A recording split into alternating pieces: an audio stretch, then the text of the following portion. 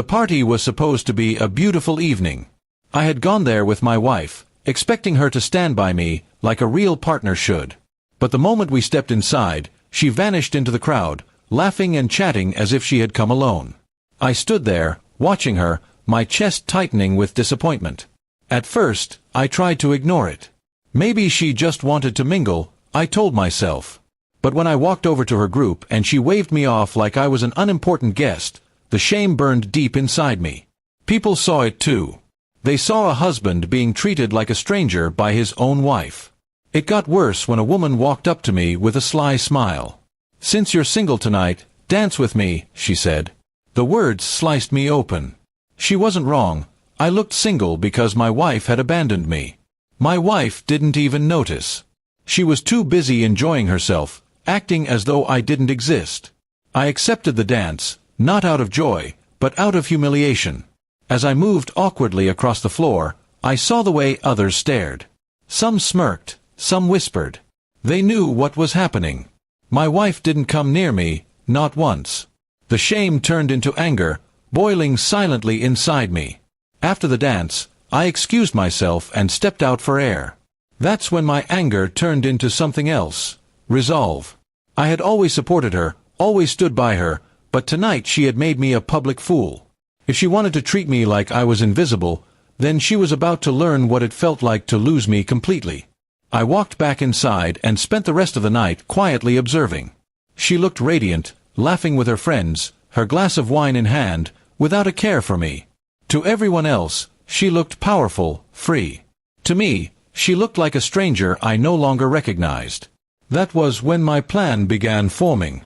The next morning, I started pulling away. She thought I was sulking, but I was preparing. I stopped sharing my thoughts with her, stopped giving her the attention she had once thrived on.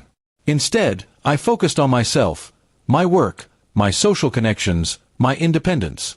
But privately, I began gathering proof of how often she ignored me, how often she embarrassed me in public. I was building a case. Then came the turning point. A colleague of mine, who had also been at the party, confessed that people were talking about what had happened. They laughed at me behind my back, saying I was more of a prop than a husband. That was the final straw. My wife hadn't just disrespected me, she had destroyed my reputation. So, I planned my revenge.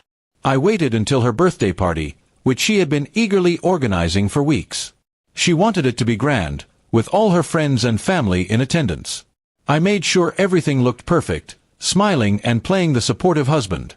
She never suspected what was coming. When the night arrived, I stood up in front of everyone with a microphone. I raised a toast, and she looked at me with pride, expecting words of love. Instead, I told the entire room what had happened at the last party. I told them how my wife had abandoned me, how a guest had mistaken me for a single man, and how she had laughed and enjoyed herself while I was humiliated. The crowd went silent. Her smile froze. I didn't stop there. I pulled out the documents I had been preparing, evidence of her dismissive treatment, my lawyer's papers, and my decision to end the marriage. Right there, in front of her family and friends, I handed her the divorce documents. Gasps filled the room. She tried to laugh it off, tried to deny it, but no one was smiling anymore. The same people she had impressed by ignoring me now stared at her with pity and disgust. Her face turned pale as whispers spread through the hall. I left the party without looking back, leaving her standing there, humiliated in front of everyone she had wanted to impress. The same way she had humiliated me, I gave it back to her 10 times worse. That night, she wasn't the star of the show, she was the lesson. From that day on, I never saw her the same way again. She wanted to play games with my dignity, but I ended the game with my revenge. I walked away free, and she was left with nothing but shame, regret, and the memory of the night her own husband destroyed the image she worked so hard to build.